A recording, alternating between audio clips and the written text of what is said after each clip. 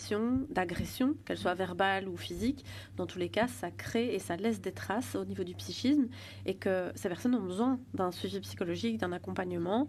Et je crois que le fait de proposer un point de vue juridique et un point de vue psychologique, c'est vraiment complet au niveau de la prise en charge.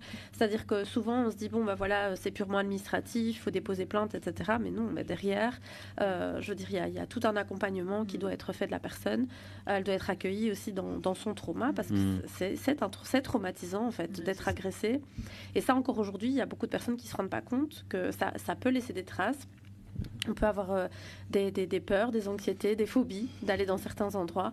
Tout à l'heure en off aussi, on a un peu papoté en off quand même. Donc voilà, en préparant cette émission, tu me disais par exemple qu'il y avait des personnes qui pensaient qu'en France, elles ne pouvaient pas rentrer avec le voile dans certains cafés.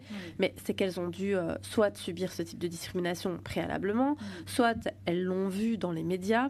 Et donc, ça crée des peurs chez les gens et clairement, enfin, ça nécessite un accompagnement pour pouvoir à nouveau vivre normalement et de manière adaptée. Et ce qui se passe, c'est que les gens qui sont constamment discriminés et où c'est redondant finalement, mais à un moment donné, tu développes des stratégies d'adaptation, des stratégies en fait de négociation, voilà, de négociation, etc. Où tu es tout le temps dans la peur de ah oui, mais attention, est-ce que j'ai le droit de dire ça? Est-ce que je peux faire ça? Est-ce que je peux diffuser cet avis sur les réseaux, etc., etc. Donc il y a une autocensure aussi. Il y a des inquiétudes pour aller dans certains endroits, fréquenter certains lieux, etc.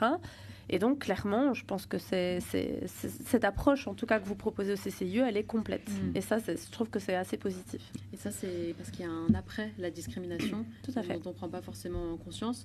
Et pour revenir sur le service, sur le suivi psychologique qu'on propose, ça fait